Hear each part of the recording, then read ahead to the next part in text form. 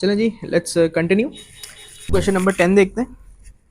एक हमें universal set given है जिसके अंदर इंटीजर्स हैं 1 से लेकर 10 तक। एक सेट एफ है जिसके अंदर फैक्टर्स ऑफ 24 हैं, यानी कि वो नंबर्स जिनके टेबल में 24 आता है इस रेंज में। फिर हमारे पास है सेट एस जिसके अंदर स्क्वायर नंबर्स हैं, और हमें नीचे एक वेन डायग्राम दिया हुआ है, हमें वो कंप्लीट करना है। तो सबसे पहला काम एक ये करते हैं कि हम सेट एफ और सेट एस के एलिमेंट्स को लिस्ट डाउन कर लेते हैं। तो सेट एफ के जो अंदर जो एलिमेंट्स हैं वो क्या है, फैक्टर्स ऑफ 24, यानी कि यूनिवर्सल सेट में से वो नंबर्स जो जिनके टेबल में 24 आता है। तो सबसे पहले तो 1 के टेबल में भी 24 आता है, 2 के टेबल में आता है 2 12 आर, 3 में आता है 3 8 आर, 4 में 4 6 आर, 5 में नहीं आता, 6 में आता है, एंड देन 7 में भी नहीं आता, 8 में आता है, 9 और 10 में भी नहीं आता। ठीक है, तो बस 1 से लेकर 10 तक ये हमें देखने थे, क्योंकि हमारे यूनिवर्सल सेट में जो वैल्यूज़ हैं 1 से 10 तक है। तो ये सेट एफ हो गया। सेट एस के अगर हमने लिस्ट डाउन करने हैं तो स्क्वायर नंबर्स कौन कौन से होंगे। एक तो 1 होगा हमारा, 1 का स्क्वायर 1, 2 का स्क्वायर होता है 4 तो 4 भी होगा, और 3 का स्क्वायर 9। इसके अलावा अगर हम 4 का स्क्वायर करेंगे तो वो 16 हो जाएगा, रेंज से बाहर चला जाएगा। तो ये हमारे सारे स्क्वायर नंबर्स हो गए। अब हमने सिंपली इनको वेन डायग्राम के अंदर लिखना है। तो मैंने आपको ये बताया था कि सबसे पहला काम हमें ये करना चाहिए कि जो कॉमन पोर्शन है, यानी कि जो मिडल वाला पोर्शन है कॉमन दोनों का, ये इसको पहले फिल आउट कर लें। सही है, और फिर बाकी के उनको देख लेते हैं। तो हम देख लेते हैं कि दोनों में कॉमन एलिमेंट्स कौन से हैं। तो एक तो हमारे पास 1 है और एक 4 है। ठीक है, तो 1 और 4 को मैं दोनों के कॉमन एरिया में लिख दूंगा बीच में। उसके बाद जो एलिमेंट्स बच गए हम उनको लिस्ट डाउन कर लेते हैं। तो एफ के अंदर मेरे पास 2 3 6 8 रह गया, तो मैं उसको एफ में लिख लूँगा 2 3 6 8, और एस में मेरे पास 9 रह गया, उसको मैं यहाँ पे लिख लूँगा। अच्छा, अब इसी तरीके से मैंने आपको एक प्रैक्टिस बताई थी करने को, कि after completing the Venn diagram आप लोग ज़रा काउंट कर लें कि आप कितने एलिमेंट्स हो गए। तो 1 2 3 4 5 6 7। तो अभी तक मैंने 7 एलिमेंट्स लिस्ट डाउन किए, मगर मेरे यूनिवर्सल सेट में टोटल एलिमेंट्स 10 है, क्योंकि 1 से लेकर 10 तक नंबर्स है ना। तो हमें क्या है, मतलब हमने 3 नंबर ऐसे हैं जो हमने नहीं लिखे। तो वो जो 3 नंबर्स हैं जो ना सेट एफ में आ सके, ना सेट एस में आ सके, ना कॉमन में आ सके, तो इसका मतलब है कि वो हमें कहाँ लिखने पड़ेंगे, एफ और एस से बाहर। ठीक है, तो वो जो 3 नंबर्स जो हमने नहीं लिखे 1 से 10 की रेंज में, वो कौन कौन से हैं, एक है 5 है, 7 है और 10 है। ठीक है, तो ये 3 नंबर्स मैंने बाहर लिख दिए इस तरह से। आप इस पूरी स्पेस में कहीं भी लिख सकते हैं। ठीक है, बस एफ और एस से बाहर होना चाहिए।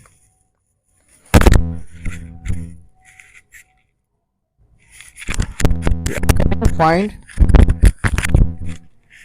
अब हमें फाइंड करने हैं number of elements in F union C whole complement. ठीक है, F union S, oh sorry C बोल रहा हूँ, एफ यूनियन एस का मतलब क्या होता है कि एफ और एस के एलिमेंट्स को आपने कंबाइन कर दिया। कॉम्प्लीमेंट्स का क्या मतलब होता है कि उन एलिमेंट्स के अलावा, यानी कि एफ और एस के अंदर जितने भी एलिमेंट्स हैं वो सारे ये हैं, हमें इनके अलावा बताने हैं। तो इनके अलावा ये 3 है, क्योंकि कॉम्प्लीमेंट लगा हुआ है ना, एफ यूनियन एस के ऊपर कॉम्प्लीमेंट लगा हुआ है। तो एफ और एस के एलिमेंट्स को कंबाइन करके उनके अलावा जो एलिमेंट्स हैं उनको बताना है। तो वो ये 3 एलिमेंट्स हैं, 5 7 और 10। हमें नंबर ऑफ एलिमेंट्स बताने, तो बेसिकली इनको काउंट कर लेंगे, तो 1 2 एंड 3। तो 3 एलिमेंट्स है, तो हमारा आंसर 3। अच्छा, अब कह रहे हैं कि in the Venn diagram shade the region represented by this. तो इसको मैं नंबरिंग किए बगैर करता हूँ। ठीक है, डायरेक्ट करूँगा, क्योंकि ये 1 मार्क का ही है। लेकिन आप लोग अगर किसी को अभी भी कॉन्सेप्ट समझ नहीं आया कि किस तरीके से शेडिंग होती है, तो मैंने बहुत सारे लाइक एग्जांपल्स करा दी थी इस पास पेपर वाले लेक्चर में भी, और इससे पहले जो लेक्चर्स हैं शेडिंग वगैरह के, उसमें भी करवा दी थी। तो मैं यहाँ पे ज़रा आपको डायरेक्ट करने का भी तरीका बता रहा हूँ, ताकि 1 मार्क के लिए आप बहुत ज़्यादा टाइम ना वेस्ट करें। तो हमारे पास है P intersection Q intersection R complement. ठीक है, तो P इंटरसेक्शन Q का क्या मतलब है कि हमें वो वाला एरिया शेड करना है जो P और Q का कॉमन एरिया है। ठीक है, तो P और Q का कॉमन एरिया ये है, लेकिन हमें इस चीज़ का ख्याल रखना है कि वो एरिया R में नहीं आना चाहिए। ठीक है, क्योंकि हमें इसके साथ साथ इंटरसेक्शन R कॉम्प्लीमेंट का भी ख्याल रखना है। तो R हमारे पास ये है। ठीक है, ये एरिया हमें शेड नहीं करना, बल्कि इसके अलावा जो एरिया है R कॉम्प्लीमेंट बाहर वाला, इसके साथ भी हमें कॉमन एरिया देखना है। तो वो सिर्फ और सिर्फ हमारा ये वाला एरिया बनेगा। सही है, ये वाला एरिया, ये एरिया हमारा P Q और R कॉम्प्लीमेंट, यानी कि R के अलावा P और Q तीनों एरियाज का कॉमन एरिया है। तो हमें ये शेड करना था बेसिकली।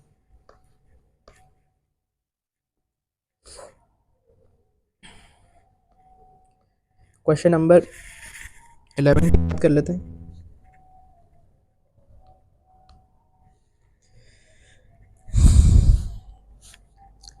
अच्छा जी, in the Venn diagram shade the subset P union Q intersection R complement.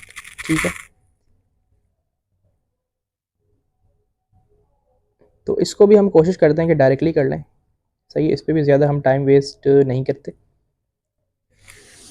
और अगर किसी को कॉन्सेप्ट नहीं समझ आया तो फिर वो नंबरिंग करके कर ले, जिस तरीके से मैंने लेक्चर्स वगैरह में और बहुत सारी एग्जांपल्स में बता दिया ऑलरेडी। ठीक है, मैं इसको यहाँ पे डायरेक्ट करूँगा। तो हमारे पास P यूनियन Q है। तो P यूनियन Q का क्या मतलब होता है कि P और Q के एलिमेंट्स को हमने कंबाइन करना है। ठीक है, ये P है और ये Q है, इसके एलिमेंट्स को कंबाइन करना है, तो ये पूरा एरिया हो जाएगा P और Q का। लेकिन इसके साथ साथ हमें इंटरसेक्शन R कॉम्प्लीमेंट का भी ख्याल रखना है, यानी कि ये है R कॉम्प्लीमेंट क्या होगा, इसके बाहर वाला सारा एरिया। ठीक है, तो हमें R कॉम्प्लीमेंट और P यूनियन Q का कॉमन एरिया शेड करना है। तो R कॉम्प्लीमेंट और P यूनियन Q का कॉमन एरिया कौन सा होगा, ये वाला। सही है, P यूनियन Q और R कॉम्प्लीमेंट का कॉमन एरिया ये होगा। तो इसको हमने क्या कर दिया, शेड कर दिया।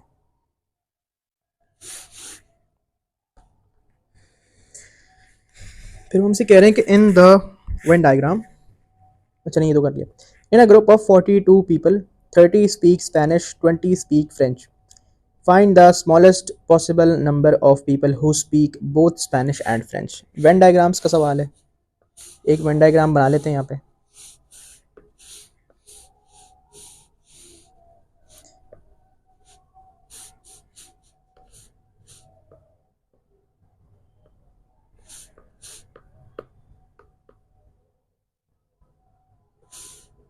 ठीक है, इसको मैं बोल देता हूँ फ्रेंच वालों के लिए है, या इसको मैं स्पेनिश वालों के लिए कर देता हूँ, और इसको मैं फ्रेंच वालों के लिए कर देता हूँ। अच्छा जी, डेटा में क्या गिवन है, थोड़ा सा डेटा फिल आउट कर लेते हैं कि 30 बंदे हैं स्पेनिश बोलने वाले, 20 हैं फ्रेंच बोलने वाले, और हमें बताना है smallest possible number of people who speak both Spanish and French. यानी कि हमें ये बताना है कि दोनों बोलने वाले बीच में आते हैं दोनों के, तो बेसिकली ये कितने हैं, तो इसको मैंने x ले लिया। अच्छा, अब मैं अगर एक चीज़ पे गौर करूँ तो मेरे पास टोटल नंबर ऑफ पीपल्स कितने हैं, 42, लेकिन 30 + 20 तो 50 हो जाता है।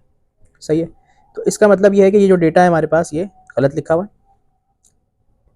इस 30 के अंदर वो लोग भी शामिल हैं जो कि स्पेनिश और फ्रेंच दोनों बोलते हैं, और सिमिलरली इसमें 20 में भी वो लोग शामिल हैं जो कि स्पेनिश और फ्रेंच दोनों बोलते हैं। इन दोनों जगहों से वो वाले लोग जो स्पेनिश और फ्रेंच दोनों बोलते हैं वो निकल के इधर बीच में आएंगे, और उनको हम सिर्फ एक बार लिखेंगे। यहाँ पर बेसिकली हमने ये हुआ है कि हमने उनको 2 बार लिखा हुआ है, इधर भी लिखा हुआ है, इधर भी शामिल किया हुआ है, हालांकि उनको हम सिर्फ इन दोनों जगहों से निकालेंगे और सिर्फ एक बार बीच में लिखेंगे, तो जाके हमारा सम जो है वो ठीक हो जाएगा। ठीक है, किस तरीके से करेंगे कि हमारे पास जो कॉमन है वो x है, तो हम दोनों तरफ से x माइनस करेंगे ताकि दोनों तरफ से हमारे पास वो वाले लोग निकल जाएं जो कि स्पेनिश और फ्रेंच दोनों बोलते हैं, और वो निकल के कहाँ आ जाए, बीच में आ जाए। ठीक है, अब मुझे बताएं कि 30 - x जो है ये वो लोग हो गए जो कि खाली स्पेनिश बोलते हैं, x वो लोग हो गए जो दोनों बोलते हैं, और सिमिलरली 20 - x वो लोग हो गए जो फ्रेंच और स्पेनिश और सिर्फ फ्रेंच बोलते हैं। ठीक है, अब इन तीनों का सम क्या होगा, इन तीनों का सम होगा 42 के बराबर। सही है, जब मैं इस इक्वेशन को सॉल्व करूंगा तो एक x + x - x कैंसिल हो जाएगा। ठीक है, ये हो जाएगा 30 + 20 50, 42 इधर आके माइनस होगा और x उधर जाके प्लस हो जाएगा, तो x की वैल्यू आ जाएगी 8। तो इसका मतलब है कि 8 वो लोग हैं जो कि स्पेनिश और फ्रेंच दोनों बोलते हैं, तो उनको हम यहाँ लिख देंगे। 30 में से 8 माइनस करेंगे 22, 20 में से 8 माइनस करेंगे 12। ठीक है, तो ये है हमारे पास ग्रीन वाला डेटा जो है ये करेक्ट डेटा है।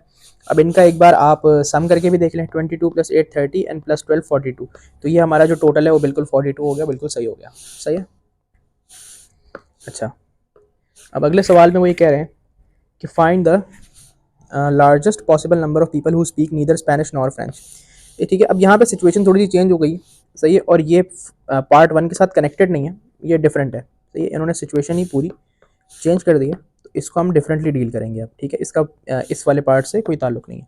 तो मैं दोबारा से वेन डायग्राम बना देता हूँ, स्पेनिश और फ्रेंच कर लेते हैं। ठीक है, अब वो हमसे ये कह रहे हैं कि हमारे पास हमें वो नंबर बताना है, हमें वो लोग बताने जो कि ना स्पेनिश बोलते हैं ना फ्रेंच बोलते हैं, मतलब वो कितने हैं लोग। तो बेसिकली हमें हमारा एक्स जो है ना अब दोनों के बीच में नहीं बल्कि बाहर होगा। ठीक है, क्योंकि ना वो स्पेनिश बोल रहे हैं ना वो फ्रेंच बोल रहे हैं, तो इसका मतलब है कि ना वो स्पेनिश में आएंगे ना वो फ्रेंच में आएंगे, वो बाहर आएंगे। ठीक है, तो अब ये हमारा एक्स होगा, हमें ये बताना है। सही है, तो इसको सॉल्व करने का तरीका क्या होगा कि देखें हमारे पास स्पेनिश बोलने वाले कितने हैं, 30 लोग हैं ना, और फ्रेंच बोलने वाले कितने हैं, 20। सही है, तो अगर मैं ये कहूँ कि अगर मैं ये अज्यूम करूँ कि जो स्पेनिश और फ्रेंच दोनों बोलते हैं वो हैं 20, कि जो स्पेनिश और फ्रेंच दोनों बोलते हैं वो कितने हैं, 20, तो मुझे बताएं फ्रेंच बोलने वाले कितने बचेंगे फिर, जीरो। ठीक है, क्योंकि मतलब खाली फ्रेंच बोलने वाले कितने बचेंगे, जीरो। कि एक भी बंदा ऐसा नहीं है जो सिर्फ फ्रेंच बोलता हो, सब के सब 20 के 20 बंदे जो हैं वो फ्रेंच और स्पेनिश दोनों बोलते हैं, तो इसलिए हमने उनको कॉमन एरिया में लिख दिया। और मुझे बताएं कि खाली स्पेनिश बोलने वाले कितने बचेंगे, 10। सही, क्योंकि 30 थे ना टोटल। सही है जी, अब इन सब का आप टोटल कर लें। ठीक है, और ये किसके बराबर आना चाहिए, 42 के बराबर। 10 + 20 + x = 42 होना चाहिए। x की वैल्यू हो जाएगी 42, और 10 + 20 30 होता है, 30 वहाँ जाके माइनस होगा तो 12 आंसर आ जाएगा। तो यानी कि 12 वो लोग हो सकते हैं जो कि दोनों नहीं बोलते। अच्छा, मैंने अभी बता दिया था कि भाई देखें पार्ट 2 का पार्ट 1 के साथ में कोई ताल्लुक नहीं है। ठीक है, ये एक डिफरेंट सिचुएशन है, ये एक डिफरेंट सिचुएशन है, हमने दोनों सिचुएशंस को उनके हिसाब से डील किया। सही है,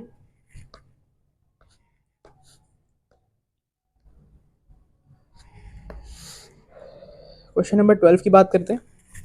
हमें वेन डायग्राम बनाना है बेसिकली। ठीक है, तो सबसे पहले तो हमारे पास एक स्टेटमेंट लिखी हुई है। इस स्टेटमेंट का मतलब था कि Q is a subset of P। ठीक है, Q P का सबसेट है, ये सबसेट का सिंबल होता था। तो अगर Q P का सबसेट है तो सबसेट का ग्राफ मैंने वेन डायग्राम मैंने बताया था किस तरह बनता है कि Q जो है वो पूरा का पूरा P के अंदर बनेगा, कि Q P का सबसेट है ना, तो पूरा का पूरा P के अंदर बनेगा। अच्छा, सिमिलरली हमारे पास जो दूसरी स्टेटमेंट है वो क्या है कि P intersection R is equals to phi. Phi क्या होता था, नल सेट या एम्प्टी सेट। इसका मतलब क्या है कि P और R में कुछ कॉमन नहीं है, P and R are mutually exclusive. ठीक है, हमने म्यूचुअली एक्सक्लूसिव पढ़ा था कि ये दोनों म्यूचुअली एक्सक्लूसिव हैं क्योंकि इनका इंटरसेक्शन क्या है, नल, यानी कि इनमें कोई कॉमन एलिमेंट नहीं है ना भाई। P इंटरसेक्शन R मतलब P और R के कॉमन एलिमेंट्स, उसको वो कह रहे हैं कि वो नल है, वो एम्प्टी है, उनमें कुछ है ही नहीं। तो इसका मतलब है कि वो म्यूचुअली एक्सक्लूसिव है क्योंकि उनके अंदर कुछ कॉमन नहीं है। तो म्यूचुअली एक्सक्लूसिव का ग्राफ कैसे बनता था कि वेन डायग्राम कैसे बनता था कि हम दोनों के अंदर कॉमन एरिया बनाते ही नहीं थे। ठीक है, कॉमन एरिया दोनों के बीच का हमने बनाया ही नहीं, P बना हुआ है, R मैंने ये बना दी। सही है, तो ये म्यूचुअली एक्सक्लूसिव के लिए बनता था।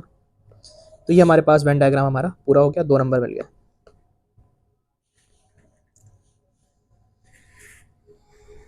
क्वेश्चन नंबर 13 को देख लेते हैं ज़रा।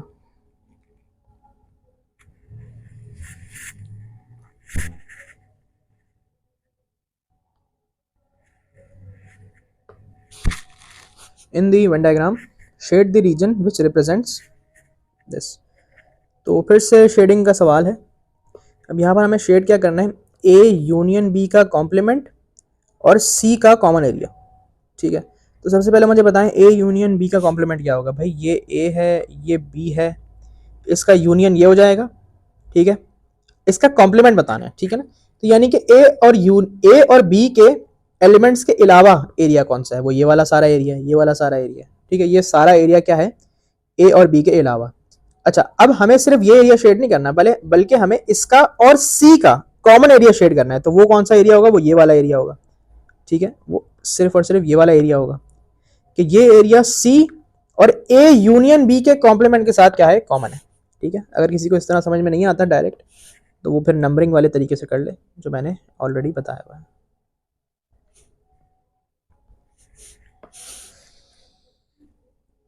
पार्ट बी के अंदर यूनिवर्सल सेट है, ए से लेके जे तक उसके अंदर लेटर्स हैं। टी में एक और सेट है टी, उसमें B D F H J हैं, और एक सेट वी है जिसमें ए बी डी जी ए चाहिए। सही है, तो ये 3 सेट्स हैं बेसिकली, यूनिवर्सल टी और वी। वो कह रहे हैं कि list the members of T intersection V complement. ठीक है, सबसे पहले तो हम एक काम ये कर लेते हैं कि टी के एलिमेंट्स तो हमारे पास ऑलरेडी लिखे हुए हैं, हम सिर्फ और सिर्फ वी कॉम्प्लीमेंट के एलिमेंट्स को लिख लेते हैं। तो वी कॉम्प्लीमेंट क्या होगा, वी के अलावा सारा। तो वी में ए है, बी है, डी है, जी है, एच है और आई है। ठीक है, इसके अलावा हमें सारे एलिमेंट्स लिस्ट डाउन करने हैं, तो वो बचे सी ई एफ जे। ठीक है, ये हो गया वी कॉम्प्लीमेंट। अब हमने क्या करना है, सिंपल टी के एलिमेंट्स भी मैं यहाँ पे लिख देता हूँ इसके नीचे। हमें इन दोनों के हमें इन दोनों का इंटरसेक्शन फाउंड करना है, यानी कि इन दोनों के कॉमन एलिमेंट्स लिखने हैं। तो इन दोनों के कॉमन एलिमेंट्स कौन कौन से हैं, एक एफ है और एक जे है। सही है, तो एफ एंड जे, एफ और जे, ये दोनों के मैंने कॉमन एलिमेंट्स को लिस्ट डाउन कर दिया। अच्छा, सिमिलरली हमें बताना है find number of elements in T union V. ठीक है, तो पहले तो टी यूनियन वी का क्या मतलब होगा कि हम टी और वी के एलिमेंट्स को कर दें कंबाइन। तो पहले तो कंबाइन कर देते हैं, ए होगा B D F G H I J. ठीक है, कोई भी एलिमेंट हम दो बार नहीं लिखेंगे। जैसे कि अगर मैं देखूँ टी और वी के अंदर बी दो बार आ रहा है, डी दो बार आ रहा है, एच दो बार आ रहा है, तो मैं इनको दो बार नहीं लिखूंगा, सिर्फ एक ही बार लिखूंगा, क्योंकि सेट के अंदर क्या होती है, वैल्यूज यूनिक होती हैं, कोई भी वैल्यू कभी भी रिपीट नहीं होती। सही है, तो टी यूनियन वी के मैंने एलिमेंट्स लिख दिए। बेसिकली वो पूछ रहे हैं नंबर ऑफ एलिमेंट्स कितने हैं, तो मुझे सिर्फ काउंट करके बताना होगा 1 2 3 4 5 6 7 8। तो 8 एलिमेंट्स है, मेरा आंसर हो जाएगा 8। क्वेश्चन नंबर 14 कह रहे हैं use set notation to describe the shaded region in the Venn diagram. ठीक है, तो ये मैंने डिफाइनिंग शेडेड रीजन्स के अंदर भी कराया था, दोबारा से देख लेते हैं इसको। तो यहाँ पर बेसिकली हमारे पास कौन सा एरिया शेड हुआ है, पी शेड हुआ हुआ है, आर शेड हुआ हुआ है, लेकिन पी और आर का जो एरिया क्यू के साथ कॉमन है ना, ये वाला एरिया शेड नहीं हुआ हुआ और क्यू भी पूरा शेड नहीं हुआ हुआ। तो इसका मतलब है कि हमारे पास एक तो पी यूनियन आर तो शेड हुआ हुआ है।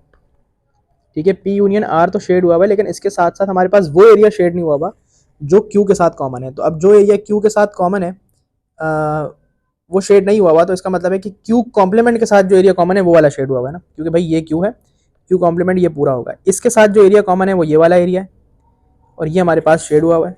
तो इसलिए हम इसको कह सकते हैं पी यूनियन आर और इसका इंटरसेक्शन क्यू कॉम्प्लीमेंट के साथ। ठीक है, कि पी यूनियन आर शेड हुआ हुआ है, मतलब पी यूनियन आर और क्यू कॉम्प्लीमेंट का कॉमन एरिया हमारे पास बेसिकली शेड हुआ है।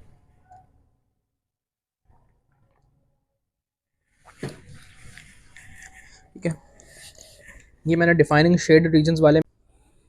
अच्छा, इसके पार्ट बी की बात करते हैं। पार्ट बी के अंदर आपको एक यूनिवर्सल सेट गिवन है जिसके अंदर पॉजिटिव नंबर्स हैं सारे। ए के अंदर आपके पास 9 से 10 तक नंबर्स हैं, यानी कि 9 से बड़े और 10 से छोटे नंबर्स हैं, यानी कि डेसिमल नंबर्स होंगे बेसिकली। और बी के अंदर क्या नंबर्स हैं, इरेशनल नंबर्स हैं। ठीक है, इरेशनल नंबर्स क्या होते हैं, जो कि आप एज अ फ्रैक्शन एक्सप्रेस नहीं कर सकते। ठीक है, हमें एलिमेंट्स बताने हैं ए इंटरसेक्शन बी के। तो ए इंटरसेक्शन बी क्या होगा, ए इंटरसेक्शन बी एक ऐसा नंबर होगा जिन जो कि बेसिकली इरेशनल होगा और 9 से 10 तक की रेंज में लाई करेगा। ठीक है, ए इंटरसेक्शन बी, यानी कि ए और बी के कॉमन एलिमेंट्स क्या होंगे, वो नंबर्स जो कि इरेशनल भी हों और 9 से 10 तक की रेंज में भी फॉल करें। ठीक है, दोनों कंडीशंस को वो सेटिस्फाई कर रहे होंगे ना। तो हमें ऐसा इरेशनल नंबर बताना है जो कि 9 से 10 की रेंज में हो। ठीक है, वो कह रहे हैं ना राइट डाउन एन एलिमेंट, यानी कि कोई भी एक एलिमेंट बताना है। तो मैं यहाँ पर लिख देता हूँ एक इरेशनल नंबर लिख देता हूँ 95 लिख देता हूँ, रूट 95। सही है, तो आप कुछ भी लिख सकते हैं। रूट 95 जो है, अब इसका रूट बेसिकली पॉसिबल नहीं है। रैशनल नंबर्स वो भी होते हैं जिनका स्क्वायर रूट वगैरह पॉसिबल नहीं होता। सही है, तो ये इसका आंसर हो गया।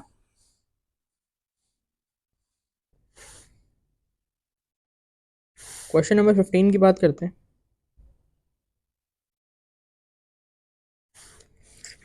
On the Venn diagram shade the region represented by B complement intersection A. ठीक है, बी कॉम्प्लीमेंट का क्या मतलब होता है कि बी के अलावा सारा एरिया। सही है, तो बी के अलावा सारा का सारा एरिया कौन सा होगा, ये वाला सारा एरिया, यानी कि बी को छोड़ के जितना एरिया वो सबका सब बी कॉम्प्लीमेंट होगा। लेकिन हमें बी कॉम्प्लीमेंट का और ए का कॉमन एरिया शेड करना है, तो बी कॉम्प्लीमेंट ये सारा का सारा होगा और ए सिर्फ इतना है। तो बी कॉम्प्लीमेंट में और ए में कॉमन एरिया क्या है, तो वो एरिया सिर्फ और सिर्फ ये वाला एरिया है। ये एरिया है जो कि ए का और बी कॉम्प्लीमेंट का कॉमन एरिया है, तो हम सिर्फ इसको शेड कर देंगे।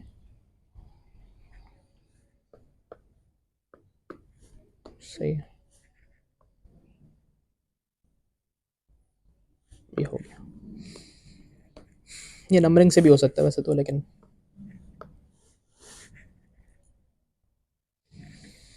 अच्छा जी, इंफॉर्मेशन गिवन है 100 लोगों की हु विजिट अ कैफ़े। ठीक है, 32 बंदे ऐसे हैं उनमें से जो कि कॉफ़ी पी रहे हैं, 40 बंदे हैं जो कि चाय पी रहे हैं, 50 हैं जो कि पेस्ट्री खा रहे हैं, 18 हैं जो कि कॉफ़ी और पेस्ट्री खा रहे हैं, और 21 हैं जो कि चाय भी पी रहे हैं और पेस्ट्री भी खा रहे हैं। ठीक है, तो सबसे पहले मैंने आपको ये बताया था कि सबसे पहला काम हमें ये करना चाहिए कि जो कॉमन है उनको लिख लें। ठीक है, जो कॉमन रीजंस हैं हम उनको फिल आउट कर लें। तो कॉमन रीजंस यहाँ पर हमारे पास दो हैं। तो सबसे पहले तो अगर आप ये वाली स्टेटमेंट देखें तो इसमें हमसे कह रहे हैं कि 18 people drink coffee and eat pastry. ठीक है, तो 18 लोग ऐसे हैं जो कि कॉफ़ी पी रहे हैं, उसके साथ पेस्ट्री खा रहे हैं। तो इसका मतलब है कि वो पेस्ट्री और कॉफ़ी के कॉमन एरिया में आ जाएगा। सिमिलरली अगर आप ये वाली स्टेटमेंट देखें तो इसके अंदर 21 लोग ऐसे हैं जो कि चाय पी रहे हैं और पेस्ट्री खा रहे हैं। तो वो टी और पेस्ट्री के कॉमन एरिया में 21 लोग आ जाएंगे। सही है, तो ये आपने सबसे पहले तो कॉमन एरियाज फिल्ड कर लिए। इसके बाद जो बाकी के रीजन है हम उनको फिल कर लेते हैं। तो 32 लोग हैं जो कि कॉफ़ी पी रहे हैं। तो अब 32 में से 18 तो हमने ऑलरेडी लिख दिया ना कॉमन एरिया में, ये पूरा कॉफ़ी है, इसमें से 18 तो हमने ऑलरेडी लिख दिया। तो 32 माइनस 18 करेंगे तो 14 बचेंगे जो कि खाली कॉफ़ी पी रहे हैं, तो उनको हम यहाँ लिख देंगे।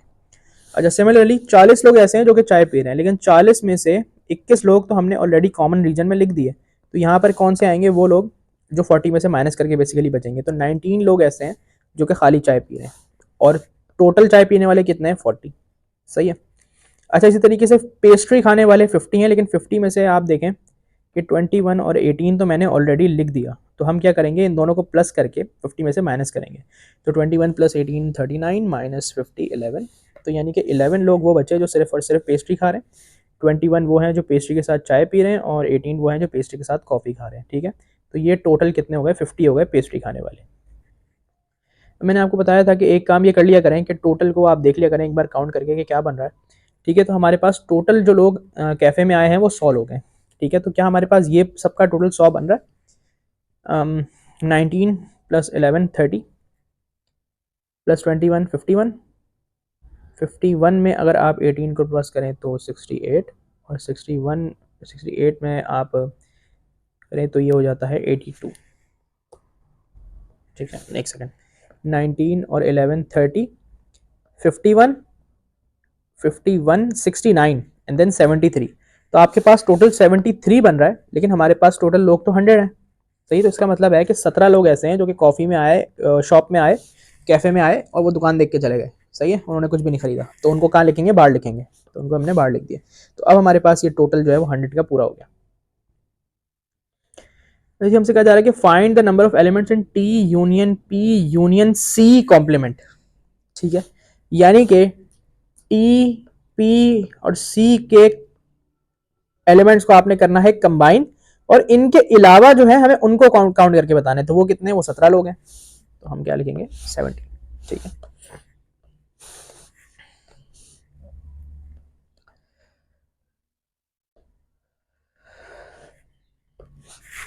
क्वेश्चन नंबर 16 को देख लें।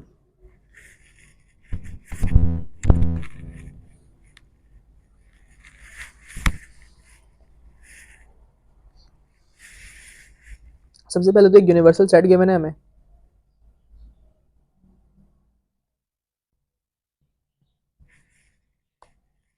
जिसके अंदर 1 से लेकर 16 तक नंबर्स हैं। ठीक है, फिर हमारे पास एक सेट ए है जिसमें सारे इवन नंबर्स हैं, सेट बी है स्क्वायर नंबर्स हैं, सेट सी है जिसमें फैक्टर्स ऑफ 100 हैं, यानी कि वो नंबर्स जिनके टेबल में 100 आता है। तो सबसे पहला काम क्या होगा कि हम ए बी और सी के एलिमेंट्स को लिस्ट डाउन कर लें। तो ए के अंदर हमारे पास कौन से एलिमेंट्स आएंगे, सारे इवन नंबर्स 1 से लेकर 16 तक, तो यानी कि 2 4 6 8 10 12 14 16। ठीक है, बी के अंदर क्या आएंगे, सारे स्क्वायर नंबर्स, तो हो जाएगा 1 4 9 16। सी के अंदर आएंगे फैक्टर्स ऑफ 100, तो फैक्टर्स ऑफ 100 यानी कि जिनके टेबल में 100 आता है तो वो होंगे 1 2 4 5 10। ठीक है, ये वो सारे नंबर्स हो गए जिनके टेबल में 100 आता है। अब हमने सिंपल काम करना है कि वेन डायग्राम को कंप्लीट करना है। तो तरीका ये होता है कि सबसे पहले तो हम कॉमन एरियाज़ को फिल आउट कर लें। तो कॉमन एरिया में सबसे पहले हम बीच वाला एरिया भरेंगे, यानी कि तीनों का जो कॉमन एरिया है ए बी और सी का, वो फिल आउट करेंगे। तो देख लें तीनों में कॉमन नंबर क्या क्या आ रहा है, तो वो है 4। 4 एक वाहिद ऐसा नंबर है जो तीनों में आ रहा है, तो उसको हम तीनों के बीच में लिख लेंगे। फिर हमारे पास जो 3 कॉमन रीजन्स हैं, ये वाले 3, इनमें से आप किसी को भी भर लें। तो पहले हम ए बी वाले कॉमन एरिया को देख लेते हैं। तो आप ये देख लें कि ए और बी में क्या कॉमन आ रहा है। ए और बी में एक तो 4 कॉमन है जो हमने ऑलरेडी तीनों के कॉमन एरिया में लिख दिया, उसके अलावा क्या कॉमन है, 16 कॉमन है। तो हम क्या करेंगे, 16 को ए और बी के कॉमन एरिया में लिख देंगे। अच्छा, अब आप देख लें ए और सी में क्या कॉमन है। तो एक तो 4 कॉमन है जिसको हमने ऑलरेडी तीनों के कॉमन रीजन में लिख दिया, उसके अलावा मेरे पास 2 और 10 कॉमन है। सिमिलरली बी और सी के अंदर क्या कॉमन है, बी और सी के अंदर हमारे पास सिर्फ और सिर्फ 1 कॉमन आ रहा है। ठीक है, तो ये हमने सारे कॉमन रीजन्स को फिल आउट कर लिया। अब आप वो वाले एरियाज को फिल कर लेंगे जो इनके खाली ए, खाली बी और खाली सी के एरियाज हैं, इंडिविजुअल एरियाज, उनको फिल आउट कर लें। तो ए के अंदर हमने 2, 4, 10 और 16 तो ऑलरेडी लिख लिया क्योंकि ये पूरा का पूरा ए है। इसमें से 2, 10, 4, 16 हम ऑलरेडी लिख चुके हैं। इसके अलावा जो एलिमेंट्स बच गए अब आप उनको लिस्ट डाउन कर लें, तो वो क्या क्या बच गया, 6, 8, 12, 14। ठीक है, सिमिलरली बी के अंदर भी आपने 1, 4 और 16 को तो ऑलरेडी लिख लिया, बचा क्या, सिर्फ और सिर्फ 9। सी के अंदर आपने 1, 2, 4 और 10 को ऑलरेडी लिख लिया, आपके पास सिर्फ और सिर्फ 5 रह गया जो नहीं लिखा। ठीक है, अब मैंने आपको बताया था कि आप सारे नंबर्स को एक बार ज़रा काउंट करें, 1, 2, 3, 4, 5, 6, 7, 8, 9, 10, 11 और अपने टोटल से वेरीफाई करें। तो टोटल नंबर्स तो हमारे पास 1 से 16 यानी कि 16 नंबर्स हैं और हमने खाली 11 नंबर लिखे हैं, यानी कि इसका मतलब है कि 5 नंबर ऐसे हैं जो कि ना ए में है, ना बी में है, ना सी में है। तो 5 नंबर्स कहाँ आएंगे, वो तीनों के बाहर हैं, तो वो तीनों के बाहर लिख लें। वो 5 नंबर्स कौन से हैं, 3 होगा, 7, 11, 13 और 15। ठीक है, फिर वो कह रहे हैं कि हमें नंबर ऑफ एलिमेंट्स बताने इन ए कॉम्प्लीमेंट यूनियन बी। ठीक है, तो ए का कॉम्प्लीमेंट क्या होगा कि ए को छोड़ के सारा। ठीक है, ए को छोड़ के सारा, तो ये रहा ए। काम करते हैं, हम लिस्ट डाउन कर लेते हैं। ए कॉम्प्लीमेंट क्या है हमारे पास, ए को छोड़ के सारा, यानी कि 1, 5, 9, 3, 7, 11, 13, 15। ठीक है, और बी क्या है हमारे पास, 1, 4, 9, 16। सही, ये बी है। हमें करना है इन दोनों का यूनियन, यानी कि इन दोनों के एलिमेंट्स को हमने कर देना है कंबाइन। तो अगर मैं इनके कंबाइन एलिमेंट्स को लिखूं, यहाँ लिख लेता हूँ, ए कॉम्प्लीमेंट यूनियन बी के कंबाइन एलिमेंट्स को लिखूं, तो ये एक तो 1 आ जाएगा, 1 दोनों में आ रहा है लेकिन लिखेंगे एक ही बार क्योंकि सेट में नंबर्स कभी भी रिपीट नहीं होते। तो एक तो 1 है, 4 है, 5 है, 9 है, 3 है, 16 है, 7, 11, 13, 15। हमें सिंपली इनको काउंट करके बताना है कि इसके अंदर टोटल नंबर ऑफ एलिमेंट्स कितने हैं, 1, 2, 3, 4, 5, 6, 7, 8, 9, 10। 10 एलिमेंट्स हैं तो 10 हमारा आंसर हो जाएगा। ठीक है, एक नंबर के लिए था, इसको हम डायरेक्टली वेन डायग्राम से भी कर सकते थे। वेन डायग्राम से ऐसे कर सकते थे कि हमारे पास ए ये है, ए कॉम्प्लीमेंट क्या होगा, ये सारा। ठीक है, हमें इस सब को और बी को कंबाइन करना है, तो मतलब बेसिकली इसके अलावा आप सारे एलिमेंट्स को काउंट कर लें, 1, 2, 3, 4, 5, 6, 7, 8।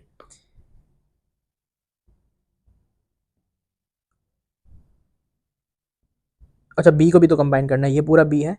ठीक है, और ए कॉम्प्लीमेंट यानी कि ये ए को छोड़ के सारा। ठीक है, तो हमें इन सबको सिर्फ काउंट करना था, यानी कि हमें बस ये वाले एलिमेंट्स एक्सक्लूड करने हैं।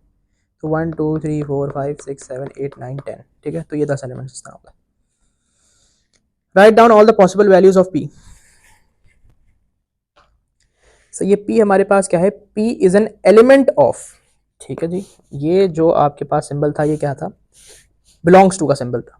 ठीक है, तो ये स्टेटमेंट आप क्या बता रही है, ये कह रही है कि भाई P belongs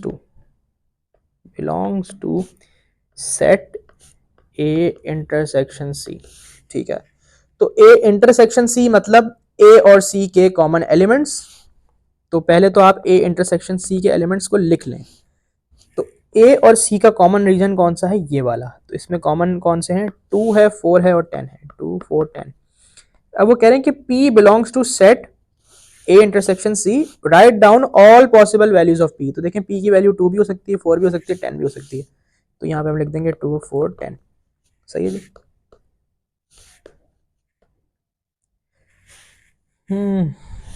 प्रोबेबिलिटी का सवाल है तो स्किप।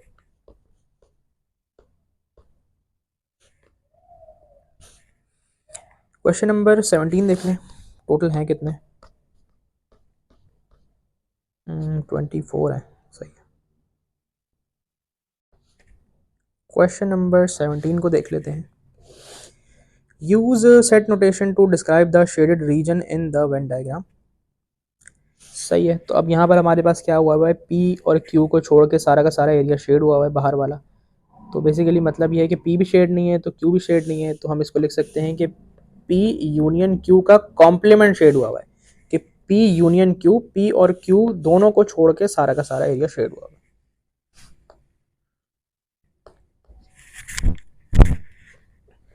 यूनिवर्सल सेट है, 1 से लेके 12 तक इसमें सारे नंबर्स हैं, और एक सेट ए है जिसमें 12 के फैक्टर्स हैं, यानी कि वो नंबर्स जिनके टेबल में 12 आता है। बी है जिसमें मल्टीपल्स ऑफ 2 हैं, यानी कि वो नंबर्स जो 2 के टेबल में आते हैं। ठीक है। सी है जिसके अंदर सारे स्क्वायर नंबर्स हैं, वेन डायग्राम कंप्लीट करना है। ठीक है। तो अब ये मैं आपके ऊपर छोड़ता हूँ, ये खुद ही आप करिएगा, क्योंकि मैंने बहुत सारे इस तरीके के करवा दिए हैं। सही है। हाँ, ये सब मैंने काफ़ी सारे इस तरीके के करवा दिए हैं। तो अब हम स्किप कर करके करेंगे क्योंकि हमने बहुत ज़्यादा कर लिए हैं सवाल।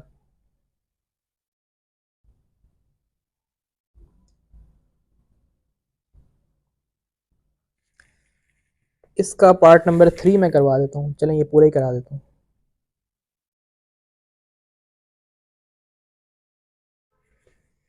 ठीक है। आपके पास जो ए है उसके अंदर फैक्टर्स ऑफ 20 हैं, यानी कि वो नंबर्स जिनके टेबल में 20 आता है। तो ए के एलिमेंट्स लिस्ट डाउन कर लेते हैं। 1 से लेकर 10 तक की हमारी रेंज है, 1 2 4 5 10, ये नंबर हैं जिनमें 20 आता है। बी में है मल्टीपल्स ऑफ 4, यानी कि सिर्फ 4 और 8 ही आएगा, 4 1 ज़ार 4, 4 2 ज़ार 8। ठीक है। फैक्टर्स क्या होते हैं, मतलब फैक्टर ऑफ 20 का क्या मतलब है कि वो नंबर्स जिनके टेबल में 20 आता है। मल्टीपल्स ऑफ 4 का क्या मतलब है, वो नंबर्स जो 4 के टेबल में आते हैं। ठीक है। और रेंज हमारे पास 1 से लेकर 10 तक की है यूनिवर्सल सेट की। तो हमने सिंपली इसको वेन डायग्राम में लिखना है, तो सबसे पहले कॉमन एलिमेंट लिख लें जो कि 4 है, फिर बी का एलिमेंट जो बच गया 8 है, बाकी जो ए के एलिमेंट्स बच गए उनको लिख लें 1 2 5 10। सही है। फिर सबको काउंट कर लें, 1 2 3 4 5 6 एलिमेंट्स बचे हमारे पास, टोटल एलिमेंट्स 4 हैं। तो 4 ऐसे हैं जो दोनों में नहीं आए, तो उनको बाहर लिख लें, 3 6 7 9। ठीक है। ये मैं जल्दी जल्दी इसलिए कर रहा हूँ कि आप खुद करिएगा इसको, मैं सिर्फ इसके पार्ट 3 के लिए करवा रहा हूँ ये। ठीक है। State number of elements in A union B, यानी कि ए और बी के सारे एलिमेंट्स को काउंट कर लें, 1 2 3 4 5 6, तो 6 आंसर हो जाएगा। अब वो कह रहे हैं कि describe in words the set A intersection B complement. ठीक है। तो पहले तो आप ए इंटरसेक्शन बी कॉम्प्लीमेंट को लिख लें।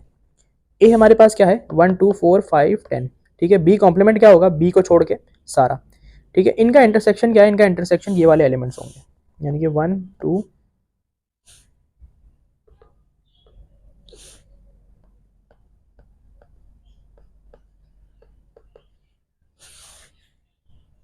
5 और 10।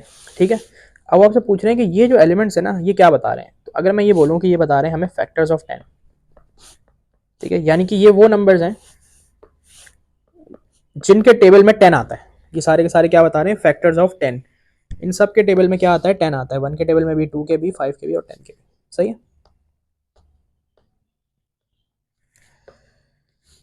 अच्छा जी, प्रोबेबिलिटी है या क्या है ये, ये कर लेते हैं, ये वेन डायग्राम का ही सवाल है।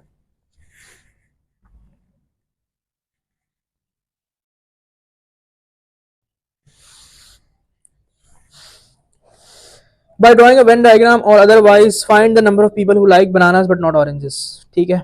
30 people's, सवाल को शुरू से पढ़ते हैं। 30 people are asked what type of fruit they like. Of these people, 5 say they like both oranges and banana, 12 say they like oranges, 8 say they like neither oranges nor bananas। तो हमें क्या बनाना है, वेन डायग्राम। तो एक Venn diagram बना लेते हैं। ठीक है। हमारे पास दो चीज़ें हैं, एक ऑरेंज है और एक क्या है, बनानाज है। ठीक है। ऑरेंजेस और भी लिख देता हूँ, और बनानास। 5 बंदे ऐसे हैं जिनको बनानास और ऑरेंजेस दोनों पसंद है, तो वो कहाँ आएंगे, बीच में। 12 ऐसे हैं जिनको सिर्फ मतलब जिनको ऑरेंजेस पसंद है, तो बेसिकली वो यहाँ पे आएंगे। और 8 ऐसे हैं जिनको बनानास और ऑरेंजेस दोनों में से कुछ भी नहीं पसंद, तो वो बाहर आएंगे। ठीक है। और अब हमसे ये कहा जा रहा है कि हमने बताना है the number of people who like bananas but not oranges, यानी कि हमें ये बताना है, हमें ये बताना है। ठीक है। अब एक चीज़ मैंने यहाँ पे गलत लिखी कि यहाँ पे 12 नहीं आएगा, इसलिए कि देखें 12 लोग वो हैं जिनको ऑरेंजेस पसंद है। ठीक है। तो इस पूरे में ऑरेंजेस आएंगे जिसमें से 5 हमने ऑलरेडी लिख लिया, तो यहाँ पर 7 आएगा, ठीक है। तो फिर ये 7 + 5 क्या होगा, 12 होगा, कि इस पूरे के अंदर हमारे पास 12 है, क्योंकि वो कह रहे हैं ना कि 12 से दे लाइक ऑरेंजेस, ठीक है। तो अब जरूरी थोड़ी है कि जिसको ऑरेंजेस पसंद है उसको बनाना नहीं पसंद, ये तो उन्होंने कहीं नहीं बताया। उन्होंने बोला कि भाई टोटल जो ऑरेंजेस वाले लोग हैं वो 12 हैं, तो इसका मतलब है कि 5 तो हमने ऑलरेडी बीच में लिख दिया ना, तो अब जितने बचे 12 में से 7 वो इधर आएंगे, ठीक है। 8 वो हैं जिनको कुछ भी नहीं पसंद, तो उनको हमने लिख दिया बाहर, उनको शायद सेब पसंद होंगे, ठीक है।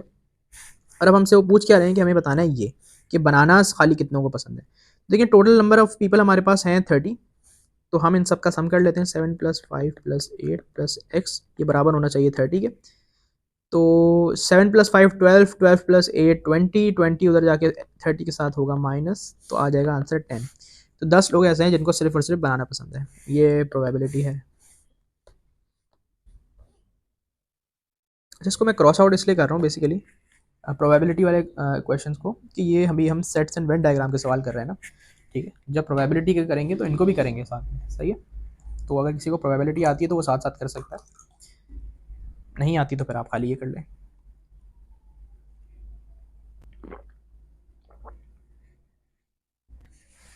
सही है। क्वेश्चन नंबर 19 फिर से शेडिंग का है, लेक्चर में करवा दी था, स्किप करेंगे। बी बी हटाएंगे, पार्ट बी भी आसान है, टू बी। अच्छा जी, ये एक देख लेते हैं सवाल, पार्ट 3 देख लेते हैं खाली इसका। इसमें वो कह रहे हैं कि given that y is a y belongs to, ठीक है, y belongs to f complement intersection e, find one possible value of y, ठीक है। ये सवाल हम देख लेते हैं। सबसे पहले उसके लिए हमें सेट क्या है, f और e देखना पड़ेगा क्या है, ठीक है। तो सेट f के अंदर हमारे पास जो है ना, पहले तो हम देख लेते हैं, हमारा यूनिवर्सल सेट में 22 से 33 तक वैल्यूज हैं, ठीक है। सेट ई के अंदर हमारे पास क्या है, सारे के सारे इवन नंबर्स हैं, यानी कि 22 से 33 तक के इवन नंबर्स लिख लें, 22, 24, 26, 28, 32, सॉरी 30 भी आएगा, फिर 32, 22, 24, 26, 28, 30, 32, ठीक है। एफ के अंदर हमारे पास आएंगे मल्टीपल्स ऑफ 4, यानी कि वो नंबर जो कि 4 के टेबल में आते हैं। 4 के टेबल में क्या क्या आता है, 24 आता है, 28 आएगा, 32 आएगा, ठीक है। हमें क्या बताना है, हमें बताना है एफ कॉम्प्लीमेंट इंटरसेक्शन ई, तो एफ कॉम्प्लीमेंट लिख लेते हैं।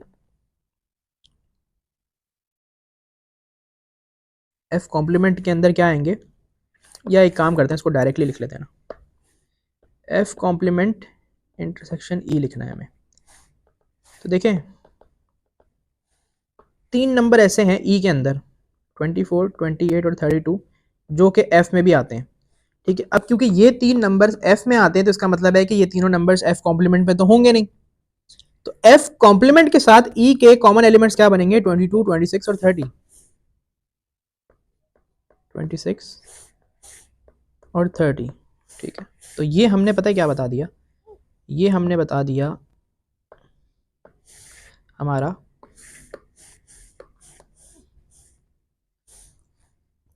ये। अब वो कह रहे हैं कि y belongs to this set, ठीक है। y ये सिंबल किसका था, बिलोंग्स टू का, belongs to f complement intersection e, find one possible value of y। अब क्योंकि उन्होंने वन पॉसिबल वैल्यू पूछी है ना, तो आप इन तीनों में से कोई भी लिख सकते हैं, ठीक है। मैं 30 लिख रहा हूँ, आप 22 भी लिख सकते हैं, आप 26 भी लिख सकते हैं, जो आपको अच्छी लगे। फिर से शेडिंग का सवाल स्किप करेंगे, डिफाइन करना है, कर चुका हूँ ऑलरेडी लेक्चर्स में। Write the members of universal set in the correct regions, ये भी हमने बहुत कर लिया इस तरीके के सवाल। ये प्रोबेबिलिटी है, प्रोबेबिलिटी है, सही है। 21 को देख लेते हैं, शेडिंग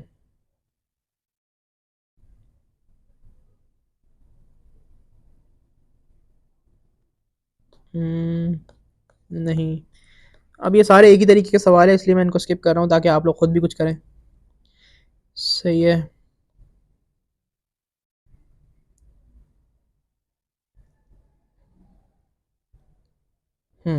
ये सवाल एक ज़रा देख लेते हैं 22, क्योंकि इसका पार्ट 4 के लिए मैं इसको करवा देता हूँ।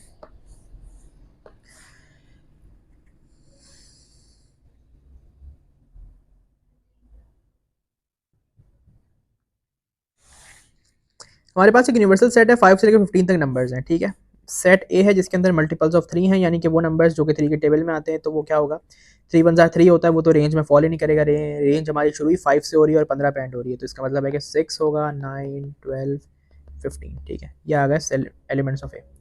बी के अंदर आपके पास क्या आएंगे, फैक्टर्स ऑफ 60, यानी कि वो नंबर्स जिनके टेबल में 60 आता है, तो 65 के टेबल में आता है, तो सबसे पहले तो आ जाएगा 5, ठीक है। फिर 60 आता है 6 के टेबल में भी, 7 में नहीं आता, 8 में नहीं आता, 9 में नहीं आता, 10 में आता है, ठीक है, 12 में आता है, 13, 14 नहीं, 15 में आता है, ठीक है। तो ये आपने बी पे लिख लिया। सी क्या है, प्राइम नंबर्स। प्राइम नंबर्स क्या होते हैं, जो कि अपने और 1 के टेबल में आते हैं खाली, तो वो 5 होगा, 7 होगा, 8 नहीं होगा, 9 नहीं होगा, 10 नहीं होगा, 11, 13 और बस।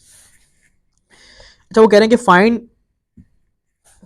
Number of elements in A intersection B intersection C, यानी कि हमें एक ऐसा एलिमेंट बताना है जो कि तीनों सेट्स के अंदर आता हो। तो कोई भी ऐसा एलिमेंट नहीं है जो तीनों में आता हो, तो आप लिख सकते हैं कि 0 एलिमेंट्स हैं, या फिर आप लिख सकते हैं नन, कि एक भी एलिमेंट नहीं है।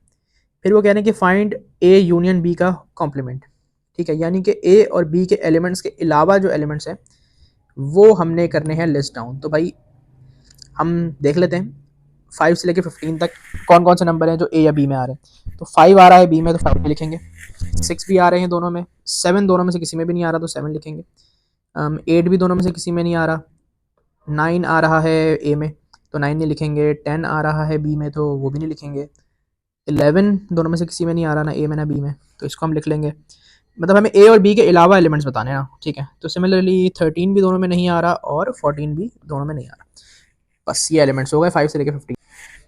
अच्छा जी, हम ये देख रहे थे कि given that D is a subset of B, ठीक है। स्टेटमेंट का क्या मतलब होगा कि डी जो है वो बी का भी सबसेट है और डी जो है वो सी का भी सबसेट है, तो फाइंड डी। तो इसका मतलब है कि डी कुछ ऐसा होना चाहिए जो कि बी में भी हो और सी में भी हो।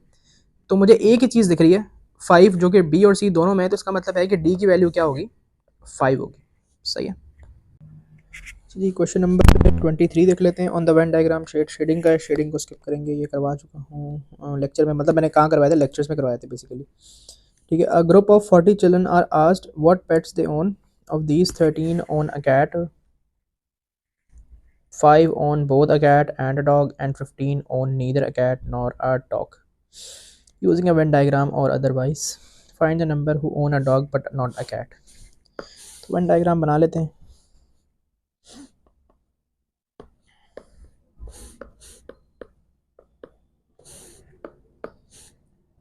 कैट, डॉग, सही है जी।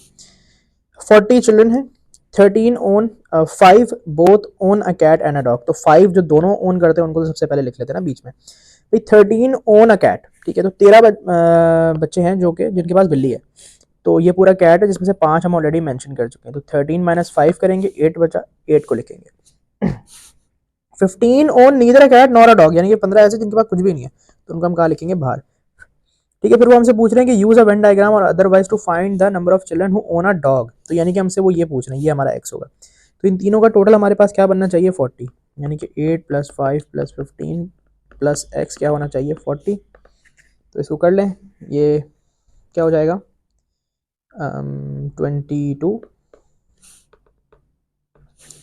22 प्लस एक्स इक्वल्स टू 40। 22 उधर जाके माइनस हो जाएगा, तो आंसर, ओ सॉरी 22 नहीं 28 बनेगा। एक सेकेंड, 5 प्लस 15 20 और 28, ठीक है। तो एक्स की वैल्यू आ गई 12। तो 12 लोग वो लोग हैं, 12 वो लोग हैं जो कि खाली डॉग ओन करते हैं। हम क्वेश्चन नंबर 24 देख लें। इसका पहला वाला पार्ट स्किप करेंगे, शेडिंग है। दूसरा पार्ट थोड़ा सा देख लें, ठीक है। एक यूनिवर्सल सेट है, -1 से 6 तक नंबर्स है। सेट पी है जिसमें -1 0 1 2 है, और सेट क्यू के अंदर X square is such that X belongs to P, ठीक है। तो इसका क्या मतलब है, इसको जरा समझते हैं। देखिए, इसका मतलब यह है कि जब हम यूनिवर्सल सेट के नंबर्स को स्क्वायर करें और अगर हमारे पास एक ऐसा नंबर आ जाए जो कि सेट पी का एलिमेंट है, तो फिर वो सारे नंबर सेट क्यू के एलिमेंट्स होंगे। कैसे, मैं जरा बताता हूँ। भाई आप जरा -1 का स्क्वायर करें, क्या आता है, 1। 0 का स्क्वायर करें, 0। 1 का स्क्वायर करें, 1। 2 का स्क्वायर करें 4, फिर इसी तरीके से 3 का करें 9, 4 का 16, 5 का 25 और 6 का 36। ठीक है, अब इनमें से मुझे बताएं कौन से ऐसे नंबर्स हैं जो कि पी में आ रहे हैं। तो ये 3 नंबर्स, ठीक है, बेसिकली ये 1 2 बार लिखा हुआ है, तो ये 3 नंबर्स हैं जो कि पी में आ रहे हैं। तो ये 3 नंबर्स हमें किस का स्क्वायर करके मिले हैं? तो ये 3 नंबर्स हमें मिले हैं -1, 0 और 1 का स्क्वायर करके। तो भाई ये एलिमेंट्स हो गए क्यू के, ये एलिमेंट्स हो गए क्यू के। बेसिकली वो ये बोलना चाह रहे हैं, ठीक है, कि भाई आपके पास क्यू के एलिमेंट्स क्या हैं कि जब हम यूनिवर्सल सेट में नंबर्स का स्क्वायर करें तो हमारे पास जो आंसर आता है ना, वो आंसर ऐसा नंबर आना चाहिए जो कि सेट पी का एलिमेंट है। अगर ऐसा हो जाए, यानी कि ये वाली कंडीशन सेटिस्फाई हो जाए, तो जिस नंबर का हमने स्क्वायर किया था ना यूनिवर्सल सेट का, वो सारे के सारे कहाँ पे आ जाएंगे? सेट क्यू में। ठीक है, जिस तरीके से हमने -1 का स्क्वायर किया 1 आया जो कि पी का एलिमेंट है, 0 का स्क्वायर किया 0 आया, 0 पी का एलिमेंट है, 1 का स्क्वायर किया 1 आया, पी का एलिमेंट है। ठीक है, तो अब -1, 0 और 1 ये 3 नंबर ऐसे हैं जिनका स्क्वायर करने के बाद हमारे पास जो आंसर आ रहा है वो आंसर ऐसा आ रहा है जो कि पी के अंदर आता है। तो हमारे पास क्यू के एलिमेंट्स फिर ये 3 नंबर्स हो जाएंगे। ठीक है, तो उन्होंने हमसे पूछा था नंबर ऑफ एलिमेंट्स कितने, तो क्या होगा? 3। तो ये हमने 24 के 24 सवाल पूरे कर लिए। इसमें से जो मैंने छोड़े हैं वो अब आप लोगों ने खुद अटेम्प्ट करने। ठीक है, तो ये हमने सेट्स एंड वेन डायग्राम्स के कोई 10 साल के, मतलब 2000 शायद 23-24 से शुरू किए थे, 14 तक मुकम्मल कर लिए।